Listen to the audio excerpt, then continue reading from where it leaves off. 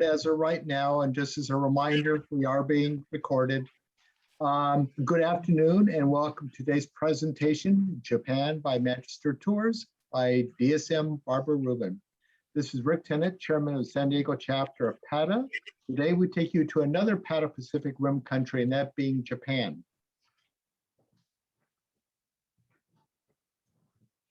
Oh, should I start? No, not yet.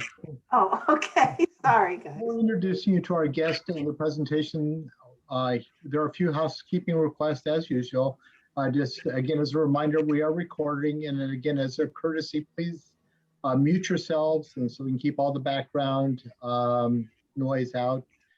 We always encourage you to ask lots of questions at the end, and they will be forthcoming. So as soon as we're at the end, we'll go ahead and take all your questions and go ahead and put it in the chat announcements at the bottom. Few announcements coming up. Again, congratulations to everybody, all of our travel advisors here, as well as our travel partners that we couldn't really do it without you, but happy past National Travel Advisors Day. May 19th, our big no passport, no worries presentation. This will be a Zoom meeting with 12 domestic suppliers. Note our starting time will be 3:30 p.m. to 5 p.m. with multiple prizes for those that stay the course of the 90 minutes.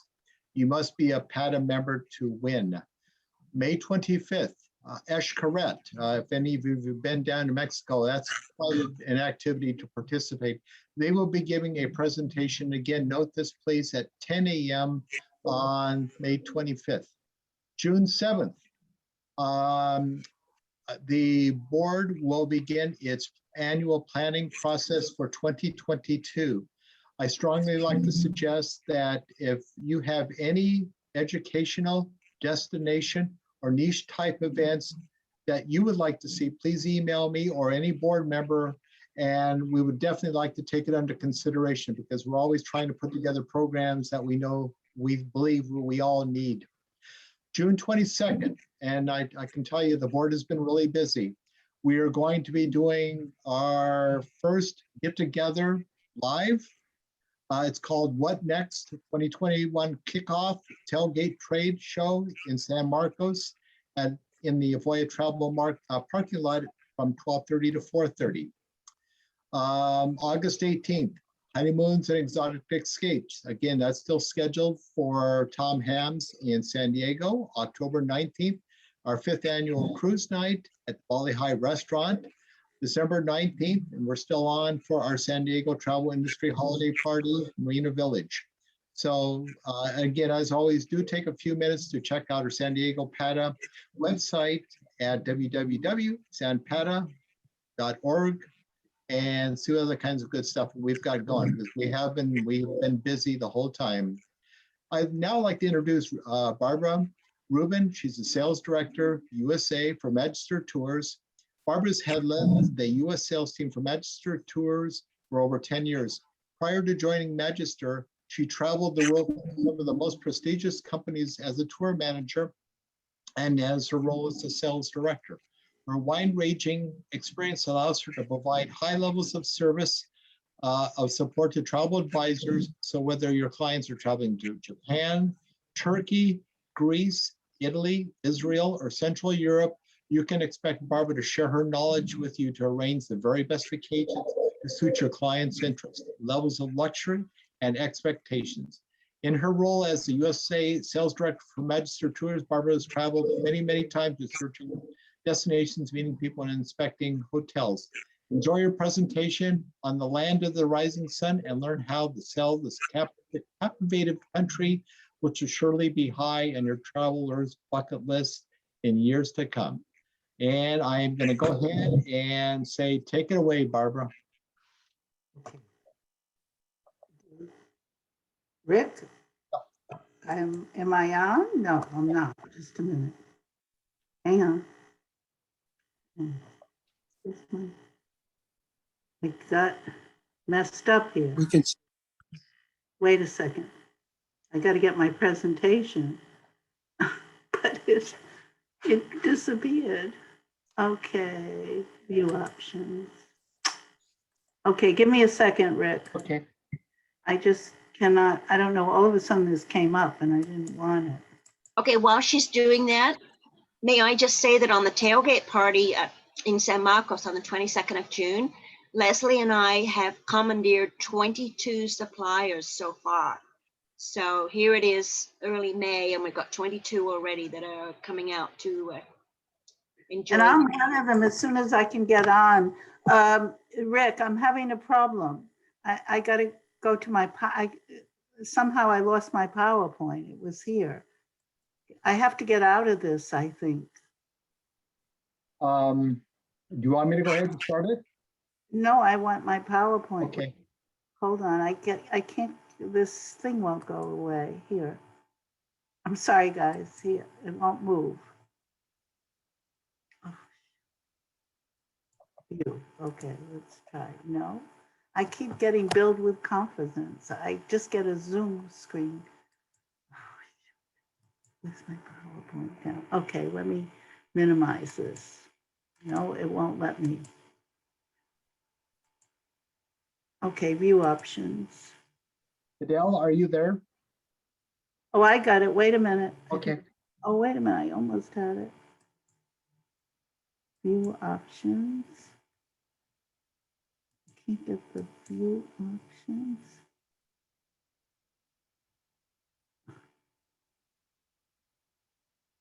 No, not share screen. Give me one more minute. Oh. I can't, my PowerPoint's underneath and I can't get to it. Can't you X out of that screen at the No, top? I can't X out of the screen. View, let's see. Speaker. The top left, there's an X. It looks like it belongs to that screen. I know, and that's what, top left. It won't let me out of the screen. No, that's the right. Go to the top left. Can I get out of the screen somehow? Okay, Rick, I'll have to use your PowerPoint. Will I be able to? Let me start again, just a minute. I can't get out of here. If only I could get, let's see. Okay, your presentation is in a small one right now. Where? Oh, yeah, I see it. Okay. Go to your top left and X out of that screen. Top left. I did. It won't X out. I got the PowerPoint. Let's see. Okay. It won't let me put it on. Oh. So I did this so many times. I'm so sorry. I'm going to leave for a minute and come back on and see if that works. Okay.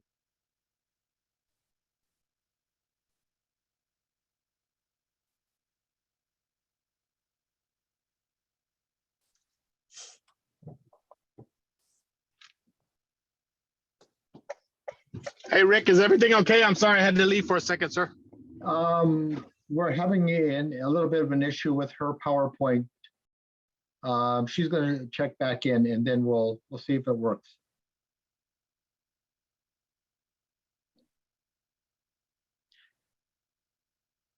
Adele, can you take over the screen and then that way maybe help her in the screen sharing, Matt? I can't because I'm on my phone. Remember, that's why I'm on in two places. Don't worry. Yeah, I'm about on the it. road. Okay. Yeah, I'm on the road. Okay. We're good.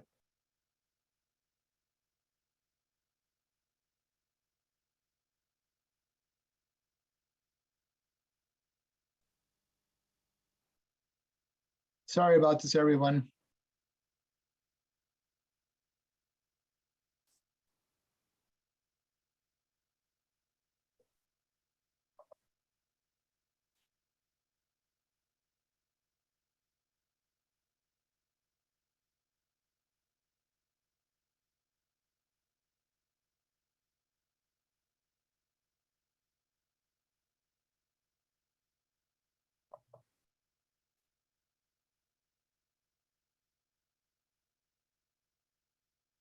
Rick, should I share my screen? Rick? Yes. Okay. Okay. I got it. Okay, I think we have it. There we go. Oh, goodness.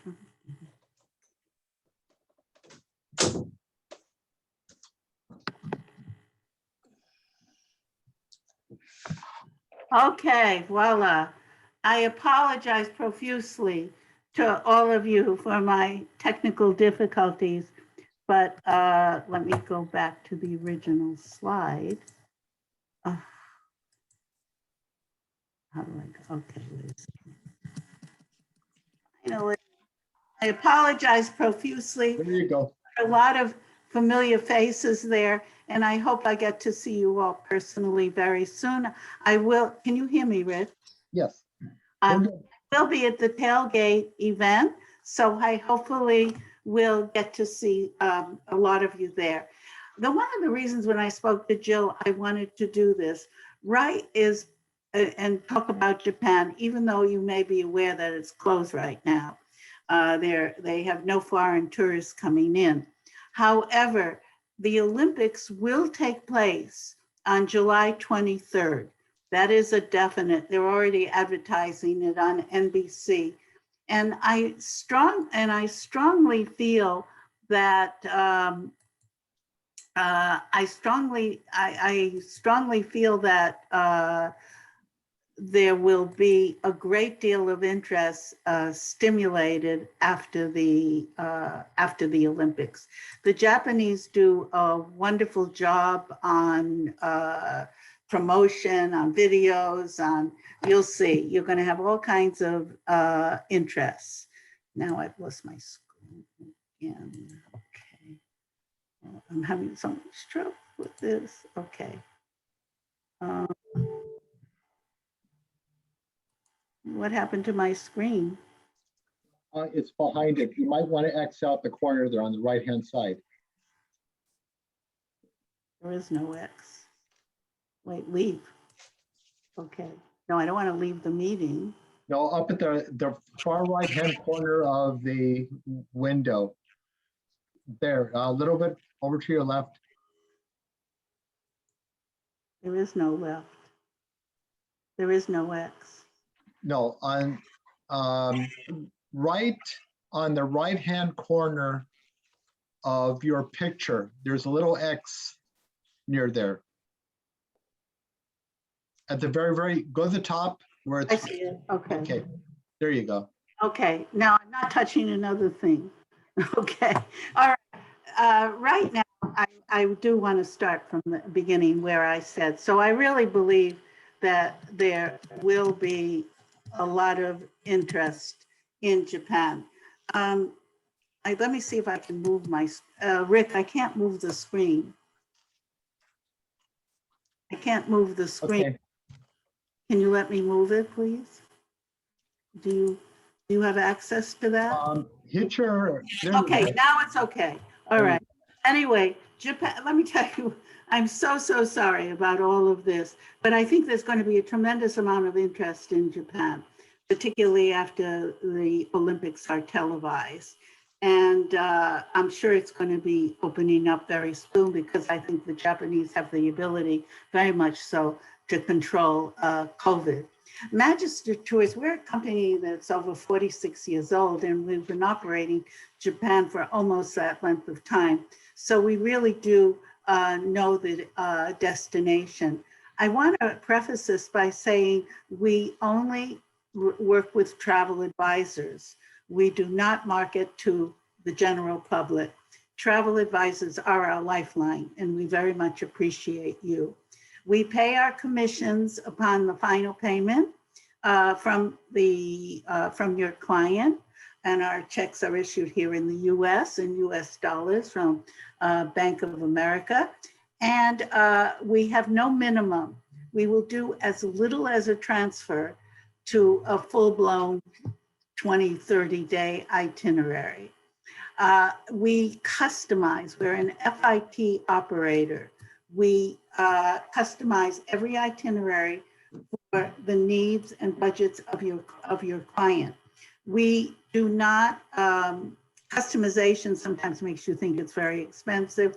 That's not the case. We really try to work within what the budget you want. Now, if you say you want to go to Japan for 10 days for $1,000, it's not going to work. But generally speaking, we can accommodate you. We use 5-star, 4-star, and 3-star properties. Although Japan is immaculately clean, we never go below 3-star, mainly because of the size of the rooms. You know, Japan's noted for small rooms.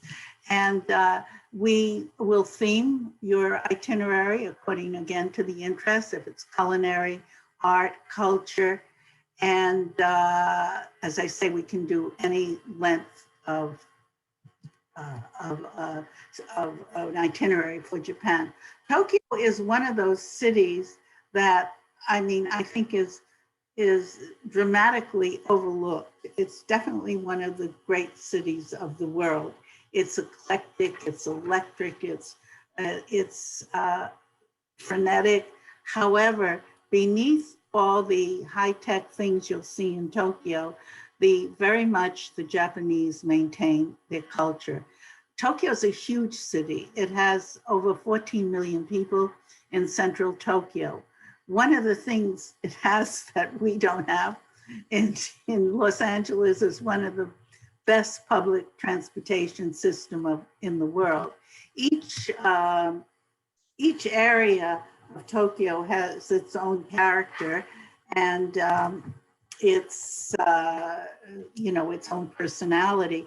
This is Shinjuku. This is a business area, but it's also nightlife. It's also shopping. It's also restaurants. And Shinjuku also has the largest and busiest subway station in Tokyo. There are several hotels also in the area. There's Hyatt, there's Hilton, there's Keio Plaza, there's many. And I mentioned that that they combine their tradition with a very high-tech society. And while you're in Tokyo, you have the opportunity, I wanted to show you, number one is you usually see the Imperial Palace. It's where the current emperor lives. However, it's only open twice a year for the public. But normally you visit the gardens and it's very beautiful. And then there are many shrines and temples within the city of Tokyo. For those who have been there, you probably, I'm sure, understand the difference between a shrine and a temple. For those who have not, a shrine is Shinto. Shintoism is a religion that is unique to Japan. It's based on ancestor worship, animism, nature, and several other things. And it always in front of a Shinto shrine, there is always a gate. This is a torii gate. And the other main religion in Japan is Buddhism. And Buddhism, of course, is predominant in Southeast Asia. This is a very famous Buddhist temple right within the city of Tokyo. It's called Asakusa. It's a very interesting district as well. And another shrine. This one has many torii gates. This is the Nijo Shrine and is famous for its Azalea Festival. And now this shrine has sake kegs, which I always felt to be rather interesting. This is the Meiji Shrine. It's older than the others, built in, I believe, around 1920, and to honor the Emperor Meiji and Princess Meiji.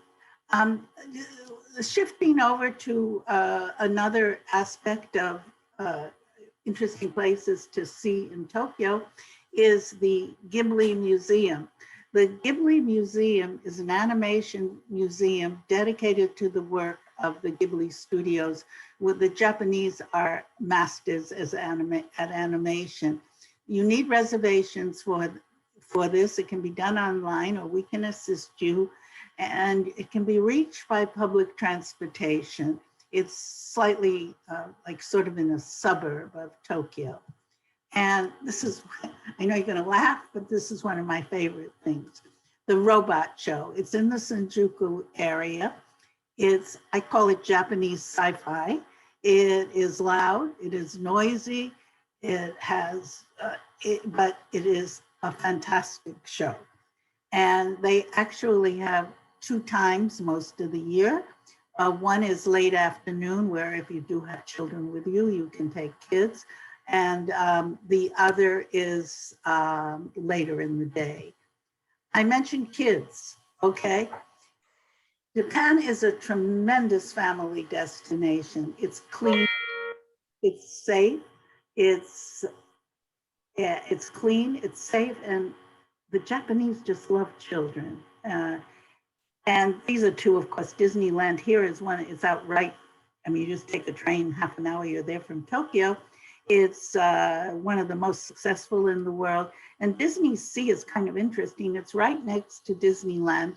It was built for adults, but it seems like children love it. It's a nautical thing. And children love this one as well. This is the Sanyo Puro Land, or Hello Kitty. It's right in Tokyo theme park. And this is another interesting place to visit if you're into what they call cosplay. Cosplay is this is all in Tokyo, by the way. So I really suggest that when you book clients, if you possibly can, book them for at least 3 nights, and if they have the time, 4 nights in Tokyo. There's a lot to see and do. This is Harajuku Street, which is a center for cosplay, costume play. Cosplay is a subculture, as I mentioned, where young people dress up as characters from manga, which is Japanese comics, anime, which is animation, their animation, video games, TV, movies, bands, anything. And it's pop culture. And in this area, Harajuku, you often will see some of the young people dressed up. There are also shops in that area where they buy their clothes. Another example of cosplay. It's really unique and has spread in other parts of the world. This is not cosplay. This is the Shibuya Crossing, which is probably the busiest crossing in the world. It's 3,000 people crossing at one time. But being that it's in Japan, it's done in an orderly fashion. Another fun area to visit is the Akihabara area. Akihabara is nicknamed Electric Town because at night, it really does look like an electric town. And if you don't find your video or electronic device here, I don't think you can find it anywhere. And they also have a little bit of cosplay here because they have what they call maid cafes, where the waitresses are dressed up in cosplay style as maids, and but they're waitresses. Another thing that you must not miss is the digital museum. This is relatively new. I visited it the last time and went for an hour and ended up spending 3 hours. It takes 500 computers and 470 projectors to create the effect. And the interesting thing is, when you walk from one room to another, it's, of course, they change their lighting, but if you walk back again 10 minutes later into that same room, it will have a different effect, different lighting. It's really amazing. It's in the Odaiba, excuse me, the Odaiba area of Tokyo, and easily accessible by public transportation. We can also help you with reservations. By the way, these are real human figures, the tourists in these photos. And now, briefly, I will mention the 2021 Olympics. They are going to be held with no foreign tourists. If they have spectators, it most likely will be Japanese or the families and friends of the athletes, but it's going to be very controlled. And here are some of the logos for the Olympics. They're so cute.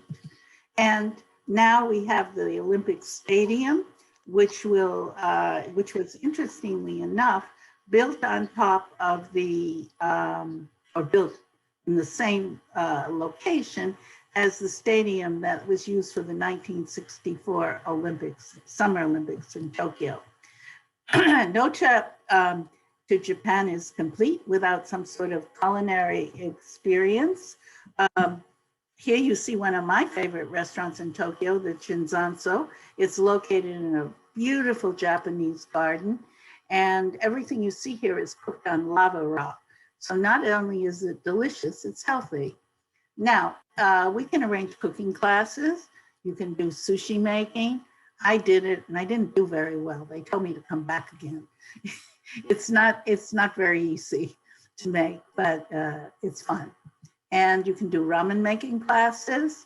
Now, this normally you don't do classes unless you're some sort of celebrity chef or something. This is kaiseki. This is the ultimate in Japanese cuisine. It's haute cuisine. It's served in several courses. And as you can see, it is an artistic display of food. It takes many years to learn to do this. And if your clients have a chance, please have them try to have one kaiseki meal. And this is the fish market. This is the new one in Tokyo. It opened before the pandemic. It's kind of very user-friendly or tourist-friendly. There's an observation platform, and you can also, the tuna auction, at least it was before the pandemic, done by lottery. And there are many day trips that you can take out of Tokyo. And I want to mention a couple. One is Nikko. They say never say Keiko until you've seen Nikko. It's, Nikko is a UNESCO heritage site. By the way, Keiko means pretty in Japanese.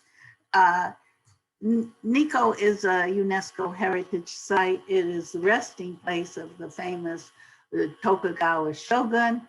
And, but what people often remember from Nikko is the three wise monkeys. And this is, of course, hear no evil, say no evil, see no evil. These are wood carvings at Nikko. And another day trip out of Tokyo. By the way, it takes around 2 hours to get to Nikko by train or bus or car. And Kamakura is another day trip.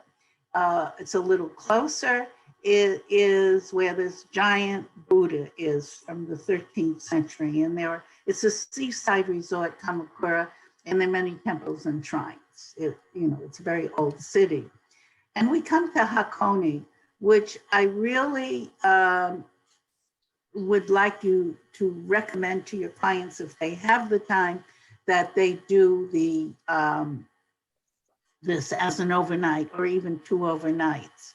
This is where you sometimes see Mount Fuji. This is about 1.5 hours to 2 hours from Tokyo. And please don't ever promise your clients they're going to see Mount Fuji, because it's only clear 91 days a year. However, the park is magnificent with lakes, hot springs, a beautiful, magnificent sculpture garden with rodents and world famous sculptures. And it has hot springs, lakes, etc. And at certain times of the year, you can also climb Mount Fuji. So I recommend, there are also ryokans, Japanese inns in the Hakone area. I recommend an overnight if the people have the time to do it. And these are some more pictures of Hakone, the beautiful Lake Asahi. And at some point in their travels in Japan, they're going to take the bullet train. The Japanese no longer have the fastest in the world. I think the Chinese built one faster. However, it goes pretty fast. It goes 200 miles an hour. And this is the train of tomorrow, which should be ready in about 5 or 6 years. I saw a mock-up of it on my last trip to Japan. Will go almost 375 miles an hour. And so this is the train of the future. it will operate on magnets slightly above the magnet. They call it magnetic levitation. And if you can only visit one other place beside Tokyo, I recommend you visit Kyoto. Kyoto is the cradle of Japanese civilization, and it was the capital of Japan for 1,000 years before Tokyo. It's a UNESCO World Heritage Site, and it's a classic image of Japan, of what we think of lots of shrines and temples. There are 1,500. We don't require that your clients visit 1,500. And lots of the geisha girls, the old wooden houses, very much of what you have in your mind regarding an image of Japan. Some of the other sites are the Nijo Castle, which was the castle for the Tokugawa shogun. It has a famous floor called the Nightingale Floor, because when you walk on it, even as a tourist, it creaks like mad. And this was to advise the shogun of intruders. As I mentioned, 1,500 temples and shrines. You don't have to visit them all. This one's quite famous because of its beautiful balcony, and it's lit up sometime, particularly during the spring and autumn festivals. Shopping is great in Kyoto. It's famous for handicrafts. And I'm going to show you a couple of things that can be done outside of Kyoto. That's why a visit in Kyoto, if you have a couple of days, I really recommend it. 3 is ideal, but you just need at least 2. And as I mentioned, 3 is ideal. This is Nara, which was a capital in the 8th century, also capital of Japan. And this is famous for its deer park. These are not tame deer. The Japanese consider them messages of the gods, but I mean, I didn't mean they're not tame. They're not pets. They're very tame. As a matter of fact, you can buy these deer crackers, very thin crackers, and they will bow their heads, and then you give them a cracker. And there are 2 very famous UNESCO sites there. One on the lower right is the Kashuga Shrine. It's famous for its lanterns. And the one up above is the Todaji Temple, which is said to have, I believe, the largest bronze Buddha in the world inside. Another day trip, is the Arashima bamboo forest. I visited this on my last trip, which was just about 2 years ago, because Japan, of course, we haven't been able to travel. And this is a beautiful bamboo forest, about an hour or so outside of Kyoto. It makes a lovely one-day trip. And at the same time you're at the forest, there is a monkey forest close by, so you can also visit that. Usually people combine the 2. Now, many of you may have clients that have gone to Japan in the past. Here are 2 places I went on my last trip that are a little bit off the beaten path, but very close to the city of Kyoto. One is the Shikoku Garden, and the second one is absolutely magnificent. It's the Yodan Temple, and it's lit sometime at night, and it's really beautiful. And I'd like to mention Naoshima.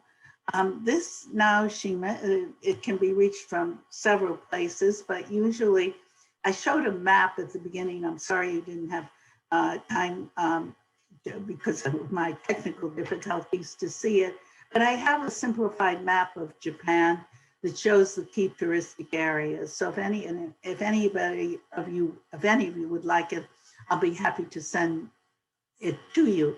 This is kind of image that people have of Naoshima.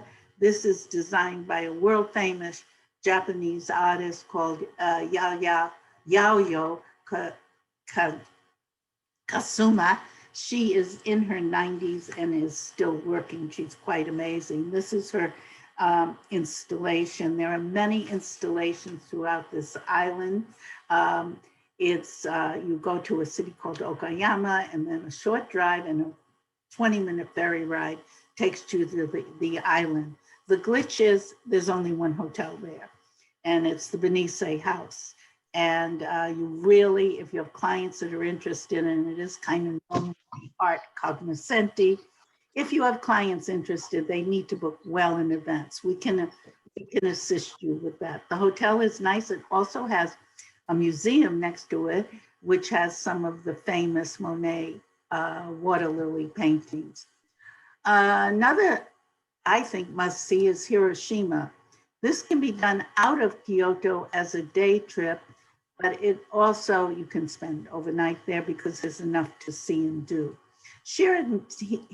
Hiroshima always had a negative connotation for me when I started working with Japan. However, it is not that way at all. It is a monument to peace. And they have this is the Peace Memorial Park. They have a monument, it's dedicated to peace. There is an eternal flame that will burn until there are no more nuclear weapons in the world. The theme of the Peace Memorial Park is no more Hiroshimas. There's a wonderful museum, and this is the dome where the atom bomb was landed. And this is another site which is world famous, or certainly it's very famous because it's one of the few Shinto shrines that is in the water. And it's just outside of the city of Hiroshima. Take a short ride and then a boat ride across to this beautiful shrine. And now we're moving on to some of my favorite places, which are the traditional Japanese cities. Like Kyoto, by the way, I didn't mention that Kyoto was never bombed during the Second World War due to a movement in the US Congress. And for this reason, we can still see Kyoto as it originally was, the beautiful temples, shrines, and wooden houses. Takayama and the next one that I'm going to show you, Kanasawa, are easily reachable from Tokyo or from Kyoto or Osaka. It is a traditional Japanese city, relatively small, has a beautiful old town section, and is famous for its festivals, the Cherry Blossom Festival and the Autumn Festival. They have the most beautiful floats that I've ever seen, and they are exhibited even when it's not a festival. You can actually see the floats. They really are magnificent. When you visit Takayama, you most likely will visit another city called Kanasawa. It's about 3 hours between the two cities driving. And on the way, you go through the mountains, whether you're coming from Takayama or Kanasawa, and you'll visit this beautiful Shirakawa village. It's a thatched roof village in the mountains where people still live. There are about 500 people who permanently live there. It's just beautiful in the autumn. And they kind of have communal projects, and because the thatched roofs have to be repaired often, so the neighbors help each other.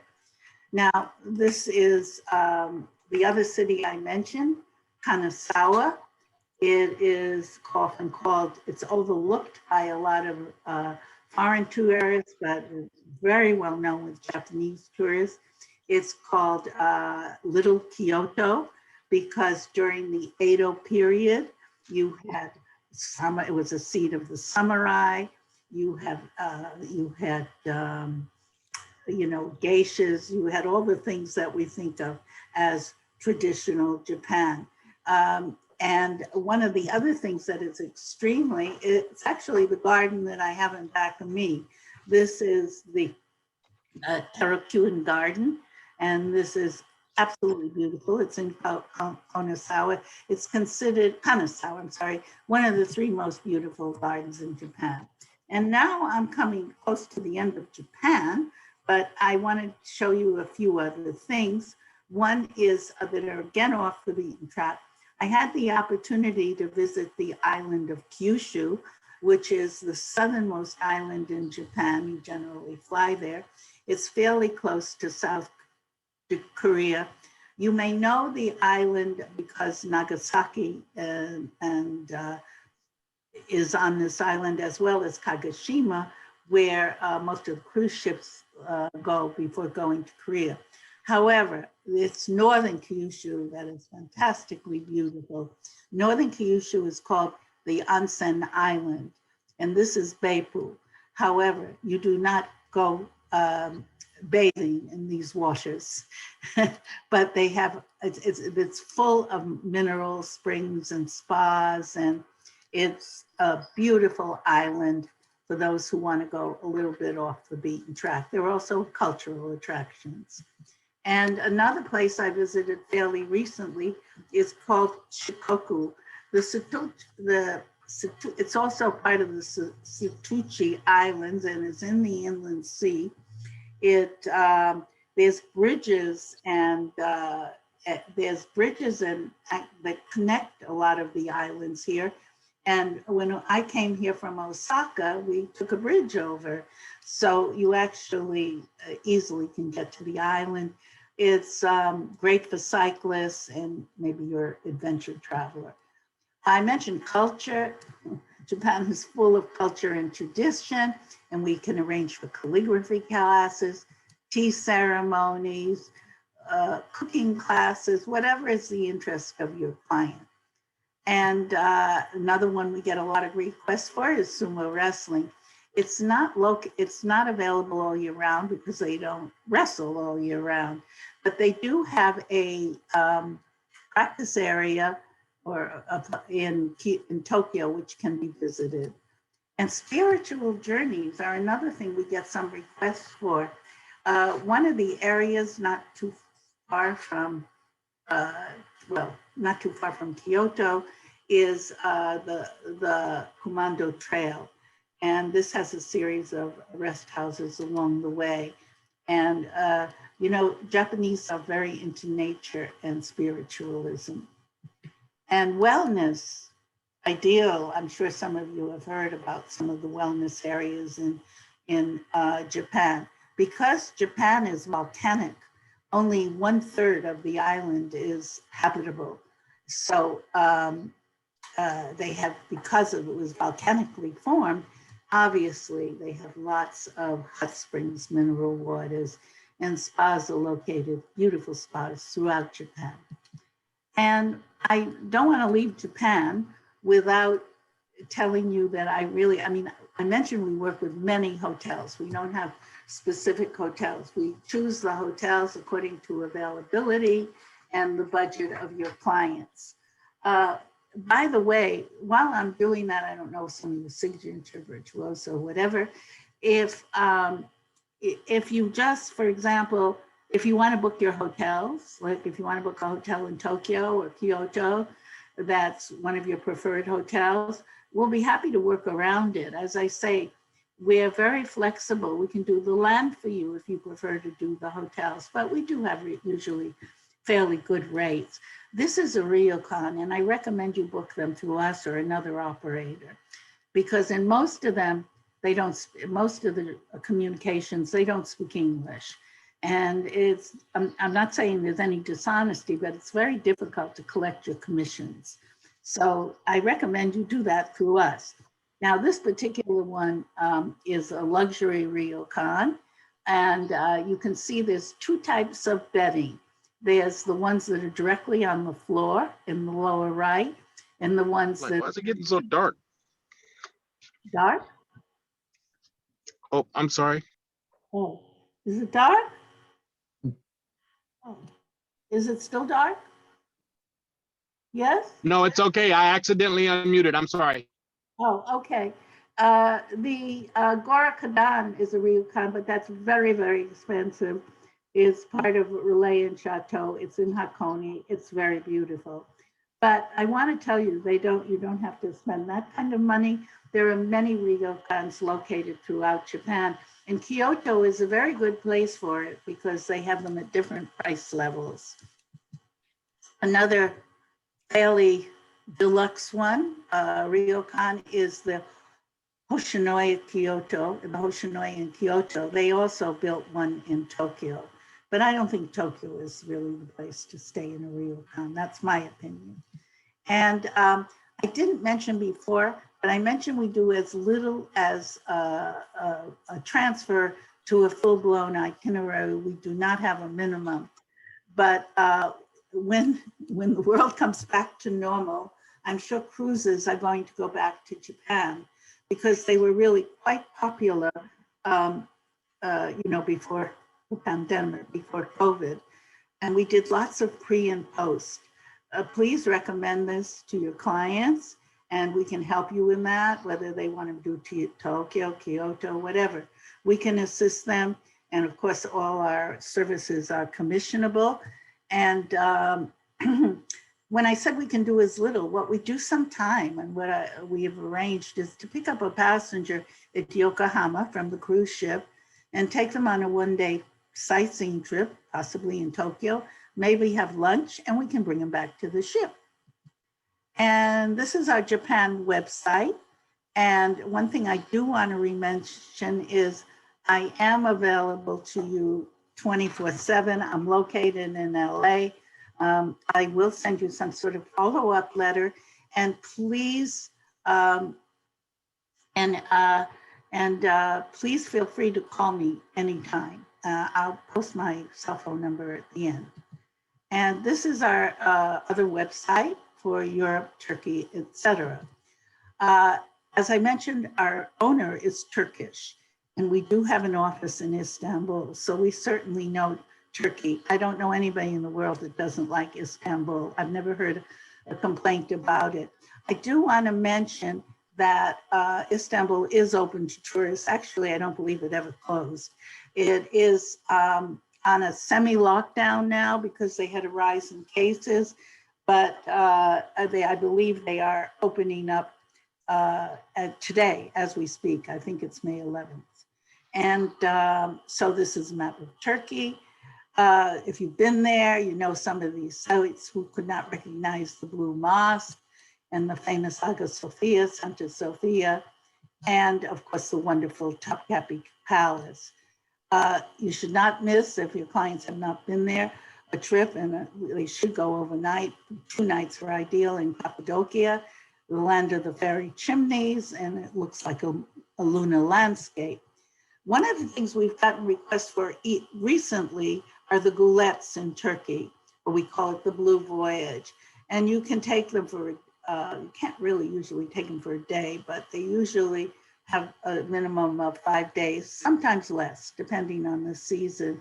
It's a wonderful way to see the coast of Turkey, as well as some of the other islands, smaller islands. And you're actually, when you're in Bodrum, you're right next to, you're very, very close to Greece. So anyway, these are beautiful tablets. The gulets are wooden boats, but they're and they sometimes can sail. Most of the time they motor, but they are very wide across. So they're very comfortable as far as accommodations go. Great for a family or a couple of couples. Now, before I leave, I don't know if you heard the news, Greece is open as of today to people with vaccinations. So as a US citizen, you have to have a vaccination to go to Greece. Greece has so much history and all the cruises go there. And everybody knows Mykonos, Santorini, but Athens and the whole historical route is also wonderful. That's yours truly at the Acropolis. And this is Delphi, which is highly recommended as a day trip out of Athens. It's where the famous Delphi Oracle was. And everyone knows the 2 places that most Americans go, Santorini and Mykonos. However, these are very expensive islands, and bear in mind there's Paros, there's Naxos, there's many, many islands that are beautiful and less expensive. And here's another shot of it is, but Santorini is beautiful. And of course, Mykonos with the windmills and the town of Mykonos. But I want to mention one thing before I close, and I know I'm running out of time. This is the island of Crete. And please recommend this if your people are spending time in Greece. For some reason, a lot of Americans do not go there. It is full of history and beautiful beaches. It's a beautiful island with also a lot of culture and history. This is the famous near Harajuku, the capital, the Palace of Kenosis. And this is part of the beautiful coastline. This is called Ilonda. There are some beautiful resort hotels there, and it's well worth spending some time in this area. This is across from Ilonda. That's the island of Spinalonga, which was a leper colony. It is no longer. And this is a beautiful place that a lot of people don't get to. It's the other main city. It's smaller than Heraclion. Look how beautiful it is. It's called Chania. It's an hour or so from Heraclion, and it was a Venetian port, so it has a lot of Venice in it. And here is my cell phone highlighted. Please feel free to call me anytime. I know the areas we also do, I should mention, we also do other parts of Europe as well. The former, the former socialist countries like Hungary, Czech Republic, etc. We do some before and after river cruises there. So that is it. And I apologize profusely for my technical difficulties. I think I now know how to get onto it correctly.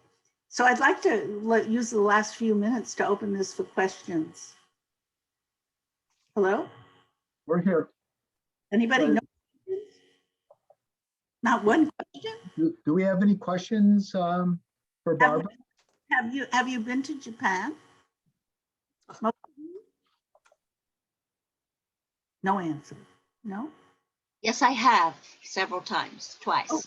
Oh, good. Okay. Thank you. I lived there for 2 years, yes. That. Oh, yeah. I've been there. Were you in the military when you were there? Yes, yes. Where were you? Were you near Yokohama? I actually was stationed in Okinawa, but I did a detachment to Mount Fuji. So I was all over the mainland as well. Oh, did you like it? I loved it. Yeah. It's a It was wonderful. it was too cold to climb Fuji, unfortunately. I left about 2 weeks before it opened. Oh yeah, it doesn't open usually till July, early July. Yes, I left 2 weeks before it opened, yes. And one thing I should mention, if the people are not into the rigorous climb to the top, you can do hikes on Mount Fuji, and you can join other people, for a half-day trip or something, which if you don't want to, go to the summit, but we can organize the trips to the summit, but they're very seasonal. So you liked it. Well, I think you're going to find, I've seen some of I don't know if any of you have seen any of the work of JNTO, the Japanese National Tourist Organization, but they do an incredible job. I saw a video recently of something they did, and the way they were able to combine traditional and today's Japan, with all the, there's such a dichotomy there, and it was really nice. So I'm here to help you. And please feel free. We have an 800 number if you wish as well, but I think most of you are in California. You can call me directly. And if there's anything you need, please let me know. And I really thank you for your time. And I apologize again profusely for the technical glitches, but we got there. And thanks again. Thank you, Barbara, for Arigato and sayonara. Thank you for such a wonderful presentation. A lot of good information there.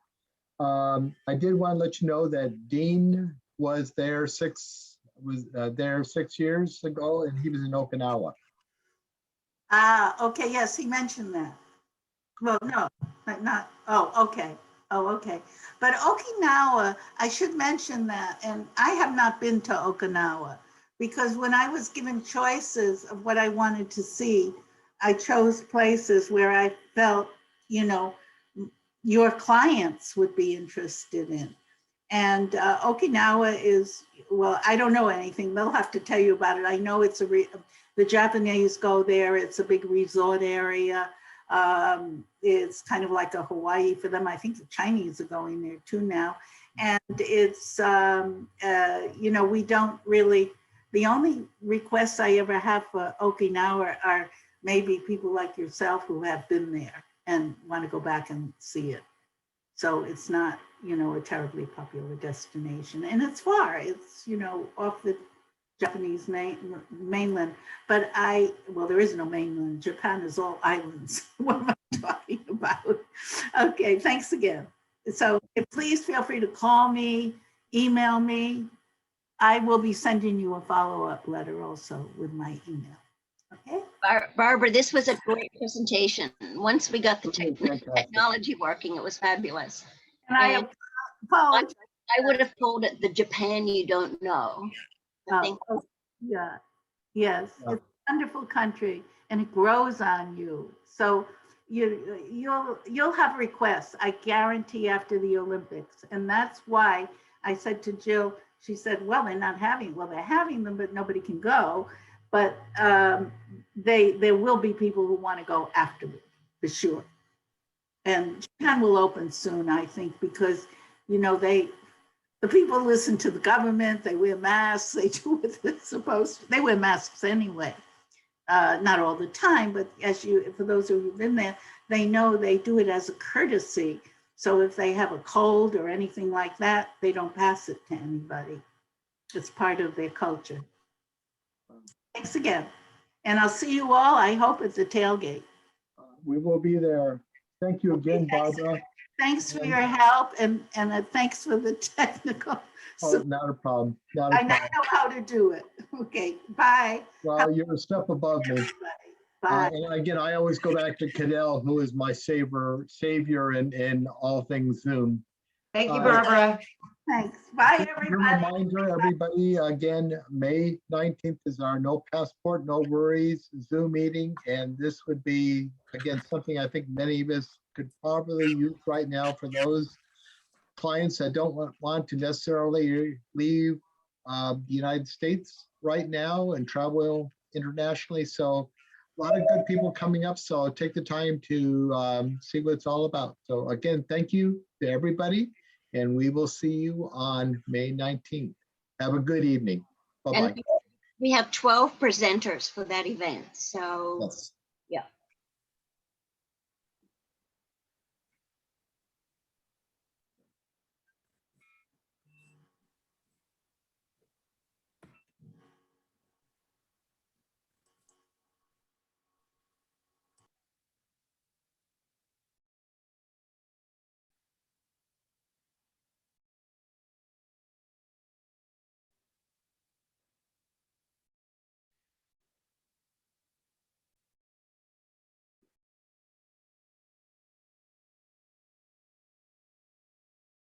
Here's James.